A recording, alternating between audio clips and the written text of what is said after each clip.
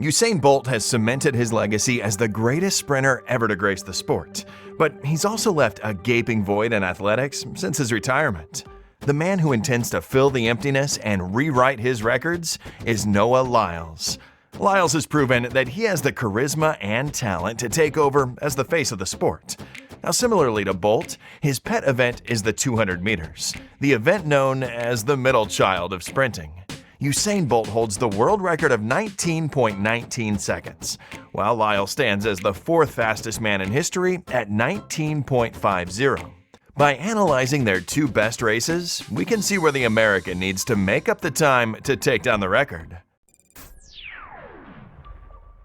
Now, Bolt tried to lead from the gun to overtake his opponents before they had finished the curve, charging through 50 meters in 5.60 seconds.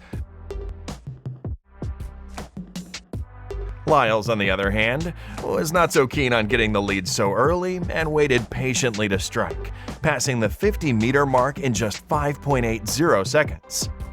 At the halfway mark, as they came through the bend, Bolt ran 9.92, with Lyles trailing 3 meters behind at 10.2. They covered the final 100-meter in a very similar time of 9.30 and 9.27. Now, it's interesting to note that both men had their best section of the race between the 50 to 150 meter mark, with Lyles having a time of 9 seconds flat and Bolt going as fast as 8.87 seconds. When we take a look at Bolt's split times compared to Lyles, we can point out why both end products differ. In sprinting, economy and power lie on the two opposite spectrums. To save energy, you need to hold back, and to accelerate very fast, you have to spend a lot of energy. Thus, running all out from the gun is a suboptimal proposition since you lose much more time in the final straight than you gain at the start. On the contrary, holding back too much during acceleration will save energy, but lose time, and that's just wasted without any chance for you to recover it. The second 50 meters is very tricky since it's run on the bend, and it's usually the fastest part of the race.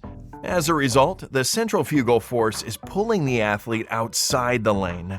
Thus, floating the last 20 to 30 meters before coming onto the home straight is a way to run a good bend and to save energy, because running hard on the curve is just a waste of gas. You gotta take it easy, don't try to exert too much pressure around the corner, run as smooth as possible, and then you come in straight, you're very strong, and then you run home. Nevertheless, both Lyles and Bolt powered through the curve at full capacity in 4.40 and 4.32 seconds. As a consequence, they began to slow down dramatically and ran the third 50 meters in 4.60 and 4.53, which is 0.2 of a second slower than their previous 50-meter segment. Bolt looked very fatigued by the 150-meter mark, but despite his tiredness and lack of form towards the end of the race, he ran the final 50 meters in 4.75 seconds, 0.05 of a second slower than Lyles. You can see the picture, I was dying, my palm was kind of going backwards, I wasn't running upright, so it wasn't a good race, I can say, but it was a fast one. Lyles' strength lies in his mental toughness, solid technique, and the ability to relax. His race distribution is very similar to that of Bolt, except for the slower start.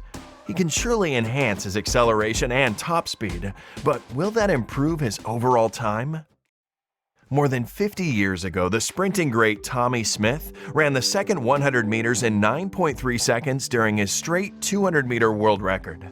Since then, the fastest men on Earth improved the 200-meter world record by trying to run the first half of the race much faster than the previous record holder did, while always running the second half in the range of 9.3 to 9.4 seconds.